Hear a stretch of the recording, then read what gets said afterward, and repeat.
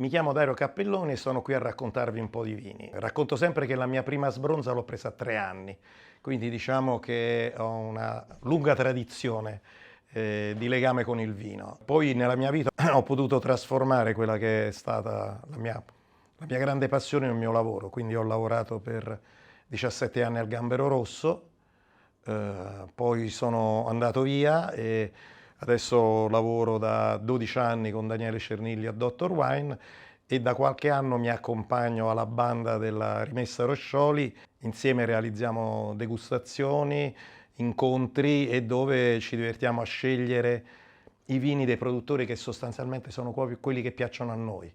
Ed è una grande opportunità anche per me quella di appunto poter dar seguito alla mia passione, potendo girare con questa banda di ragazzini a trovare tanti produttori in giro nell'Italia da poi poter proporre ai clienti della Rimessa.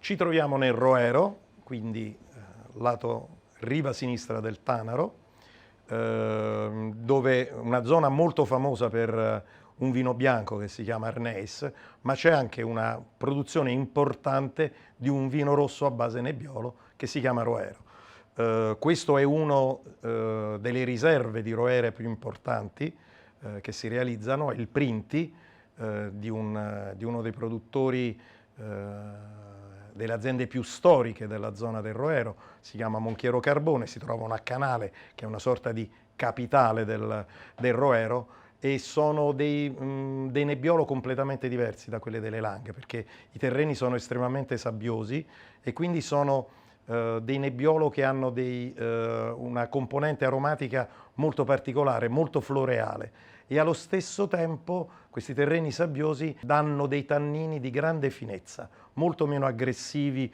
di Barolo e Barbaresco.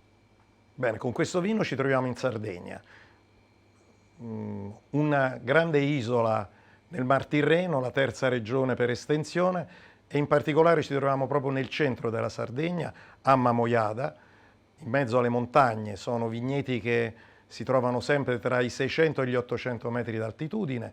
L'uva è Cannonau, Grenache, come la vogliamo chiamare, e il produttore è uno dei personaggi più singolari della produzione italiana e non solo sarda. Si chiama Pier Graziano Sanna, piccolissimo produttore, minuscolo produttore, ma che fa veramente uno dei vini più straordinari, dei vini rossi più straordinari, non solo della Sardegna. Lavora in maniera estremamente naturale, usando anche pochissimi solfiti. Gli si fa un torto dire che sia artigianale, perché qualcosa di più di artigianale, e diciamo sono in quei meravigliosi casi in cui il vino assomiglia al produttore, che sono veramente delle coincidenze che rendono piacevole avere a che fare con il mondo del vino. Bene, qui ci troviamo di fronte a un vino che è un mito sostanzialmente. Siamo in Toscana, è un Chianti classico Gran Selezione, Castello di Monsanto, l'azienda si trova vicino a San Gimignano, in provincia di Firenze. L'azienda Castello di Monsanto è proverbiale per i suoi Chianti classico da grandissimo invecchiamento. Sono vini che non hanno nessun timore a affrontare i decenni. In particolare il Poggio, che viene prodotto da una singola vigna piantata negli anni 60, è appunto capace di performance di invecchiamento assolutamente straordinarie. È un vino dal carattere inconfondibile. L'annata è un 2014, che in Toscana non è stata una buona annata, ma i produttori in questa versione hanno dimezzato la produzione. Quindi si tratta di un vino che ha la freschezza e allo stesso tempo una grandissima concentrazione. Questo vino, questa bottiglia è un'anteprima assoluta, perché loro escono dopo 2-3 anni, poi metà della produzione viene ritirata dal mercato e esce dopo 10 anni. Quindi questa bottiglia in realtà uscirà nel mercato nel 2024. Quindi questa è veramente un'anteprima per la Rimessa Roscioli. Come dire, è un vino unico, c'è poco da discutere, abbinamento tagliata di manzo e basta. Bene, qui abbiamo una declinazione del nebbiolo che proviene dalla Lombardia, in particolare la provincia di Sondrio e Valtellina. Quindi parliamo di nebbiolo di montagna, quindi parliamo tra i vigneti più scoscesi e più ripidi che possiate trovare in Italia. Quindi sono dei nebbiolo, anche in questo caso, molto nordici, a Valgella e una Sassella. Sono due riserve, una 2007 e 2005, tutte e due provenienti da annate piuttosto calde, ma allo stesso tempo proprio questo carattere nordico dei vigneti dà a questi vini una freschezza, un'eleganza e soprattutto una grana tannica di grandissima finezza. Come abbinamento, vabbè, è l'abbinamento più classico che si possa immaginare con il piatto più tipico della Valtellina, che sono i pizzoccheri. La piccola azienda di Fabio Cenni si trova in Toscana, ma non nelle zone più celebri e mainstream della Toscana. Ci troviamo nel comune di Chiusi, però allo stesso tempo è una scelta molto coraggiosa. È un produttore che punta tutto sul Sangiovese, questo è un Sangiovese in purezza, e soprattutto sulla ricerca di vini di grande finezza e dalle grandi capacità di invecchiamento. Ci troviamo nella provincia di Bolzano, è un Pinot Nero, il produttore si trova ad Eppan, a Piano, sopra il lago di Caldaro. È una delle zone più vocate per il Pinot Nero altoatesino e in Alto Adige sicuramente si producono i più importanti Pinot Nero italiani. Questo produttore sono una giovane coppia, Abram, hanno una certificazione biodinamica ed è in questi ultimi anni è stato sicuramente una delle più belle sorprese nella produzione dei Pinot Bianco in Italia. Sono vini di grande purezza, di purezza cristallina, ma di una tecnica assolutamente perfetta. Ma vini suadenti, affascinanti e dalla beva letteralmente travolgente. Mi viene da pensare ovviamente ad abbinare questo vino al salume più tipico dell'Alto Adige, che è lo Speck. Poi se siete ad Appiano c'è un famoso ristorante sul Rose, stella Michelin tra l'altro, dove sicuramente potete fare dei pranzi e delle cene di livello straordinario. Okay, welcome to everyone. This is possibly my last video that I'm going to record here in Rimessa Roscioli from next week. Our videos will be recorded in New York. I will be back probably in 6-8 months. I'm kind of excited. The project we are developing is beyond incredible. And I hope we will be able to do at least like 5% of our ideas. It will be already a lot because I don't know if you know it, we are actually starting to ship the wines through sailboats. So it means completely with no emission of gas. It's only like I think 3 gallons of gas for the entire trip from Italy, from France actually to New York. For the people that will subscribe to New York Wine Club, they're going to have an incredible amount of privilege. Being part of our club means having free wine courses at the restaurant in New York, possibility to visit vineyards here in Italy, and also we're also developing a project. We're just starting it. I don't know if you know it, that we bought a vineyard with a little house in Etna, and this little house in Etna will be available for everyone that wants to come to visit us. We need to restore it a bit, of course, and the project is to do a kind of a crowdfunding / financing the possibility to save vineyards, not just in Etna, but also in Sardinia and other places. We're talking about vineyards that are maybe 80, 90, 100 years old, and the wine that will be produced entirely for us, for the restaurant and for the wine club. And so I'm so excited to develop this project. It's going to create a community of winemakers or wine passionate and people that are actually interested to do alternative way to perceive the countryside, to respect the environment, and also to save tradition. These are the two iconic winemakers, and one is coming from Gioia del Colle, one is coming from Manduria. Of course, they fight each other, friendly fight, I have to say, because Manduria is better than Gioia del Colle. No, Gioia del Colle is more traditional than Manduria. The soil is better here. No, the climate is better here. To me, they are so iconic and they're so related with the character, Gianfranco and Nicola, that I would go beyond the concept of where the wine can is coming from and more focus on who is making it. Nicola is an incredible character, the way he makes jokes about himself, and I would say that without Nicola we wouldn't have a Primitivo in Gioia del Colle, and I have to say that even without Gianfranco Fino we wouldn't speak about high quality Primitivo. You have to consider that before 20 years ago, Primitivo was a kind of a wine that used to be sold for like maybe $3 per liter, was not even considered a quality wine. It started to become famous in the 90s because somehow they discovered that it was the same generical version of the Zinfandel in US. This is a 2010, is a red label, private red label, that produce only I think 500 bottles, so it's really not common to find this wine, kind of expensive, so try to like it. And I would say that here you're going to find a bit more concentration and slightly more fruit. Here you got more in the third aromas.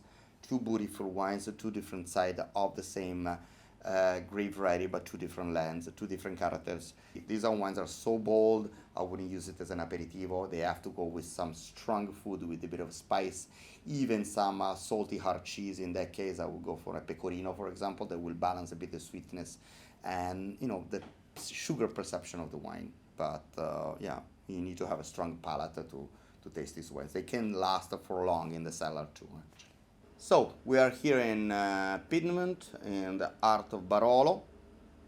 We are in Monforte d'Alba, which is the most iconic village, Serralunga and Monforte. We used to say Monforte d'Alba, you have the wines that are a bit more truffly, earthy soil. We're not so far from the Gran Bussia area. We were really surprised to find Simone, which is a winemaker that started in 2013. We opened actually a bottle of 2008. And I remember that we opened a few bottles of wine. There was this one here and another one and another couple. And this one was the most silent at the 2008. That slowly during the dinner it started to open up and we said, okay, we need to go to visit this guy. Fortunately, this guy was a super nice person and he was so open and to our proposal to be part of the wine club and especially to be part of our new distribution business in New York. 2008 is this one here, and it's actually a bit more tight, obscure type of vintage. 2012 is slightly more warm, easy to drink. Here you have more elegance and complexity. This one is actually more easy to drink, but both of them are totally traditional. We're talking about big bottles, of course, not small bottles and barrique, and the wines are typically truffly, typically this kind of humus, I would say, wet soil type of flavor. And I like the idea how the licorice and the violet and all the typical aromas that come from the Nebbiolo was developed in the glass, sip after sip. This is a beautiful contemplative wine that takes the time to understand, and this have to go with some truffle. I don't know if you can find any white truffle, even black truffle, wherever you live, but make a bit of effort and or maybe come here nearly. We're gonna give you some. We spent 2 days in Neonelli in two different times, and I can possibly say the two of the best nights of our life. So we are in the center of Sardinia. We're gonna probably buy a little and a couple of acres of vineyard with a house there, following the project of Etna. So I hope that soon we can host you there and to have one of the most incredible nights of your life. The wines here are concentrated and elegant at the same time. You immediately smell the Mediterranean in any possible sense. The myrto, the rosemary, all the natural herbs, even the seaside, even if we are far from the sea. It's a wine that should stay in the bottle for another 10 years. This is 2019. I cannot give you an older one because they just started. We're talking about people that, he's a builder, and the other guy is a carpenter, so they don't really make a lot of money with their job, and so they decided to invest part of their salary in order to create this little dream. And so we're supporting them in our project in the wine club. And to me, at the moment, this is one of the most interesting things I've been tasting in Sardinia in the last 10 years. We need to thank Dario Capelloni. He's a good friend of Marchesi di Bellamarina. He's the guy that he's our discoverer of Sardinian wines. And so the fact that actually the winery was able to give us a few bottles of wines that were aged there to me is a great privilege also being part of this wine club.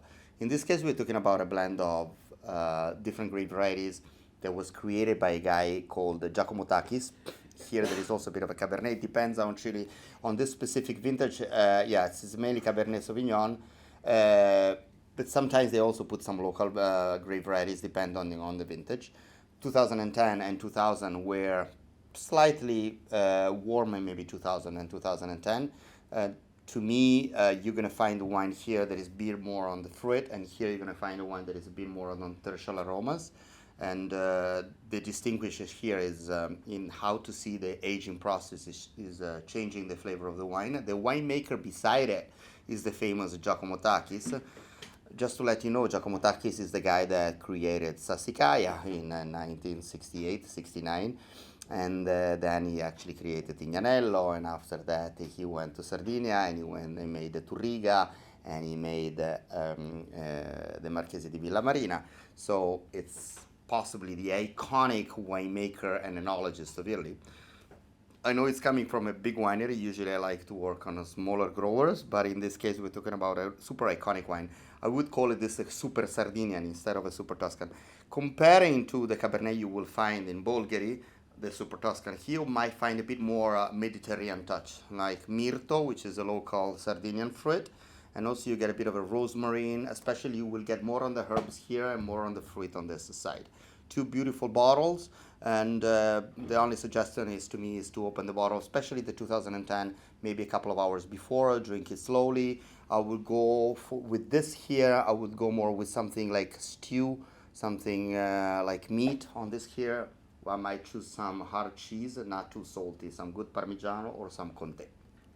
So again, we have two wines coming from the same region. This is a 2005, this is a 1999. This is for the Collectors Club and this is for the Legend Club. These wines, when they are young, are impossible to drink. And I remember I was somehow trying to, Lindsay was asking me, I would like to know what tannin is. And so we went to this guy here, and I said, I'm gonna let you try the wine that has got the most stunning ever. And her palate was dry for a couple of days, and I remember it was the most unpleasant, but on the same time, curious experience of her life. And I say, you know, you might not like this wine, but if you let this wine sit for 10, 15, 20 years, this is gonna change completely. And it's not easy to have these wines that are old. And so 2005, but especially 1999, two incredible vintage. This wine now, the tannins is still there, but it has lost a bit his bitterness and keep the wine alive. So this is you will understand more than everything with this two type of wine. We're talking about Umbria. We are not so far from Perugia, Sagrantino di Montefalco. It's an incredible area. Umbria has become famous, especially from some cheesy books that were published in US 10 years ago, but it's still a region that has got a good relationship with tourists. It's not being completely colonized like Tuscany. People are sincere. They still make their job without thinking too much what's the trend around it. And Sagrantino is a type of wine and a grape variety that's been developed mainly by Arnaldo Caprai. But we need to thank people like Adante Arquata if we have this type of wines that are still traditional. It's not completely corrupted by the oak. And these are wines that are endless in my opinion. They can stay here another 20 years. You need here something slightly fat, some I would say, I could go with some game too, and I would suggest to let it breathe for a couple of hours before. But it's a beautiful way to understand what is tannin and how your palate can get used to it.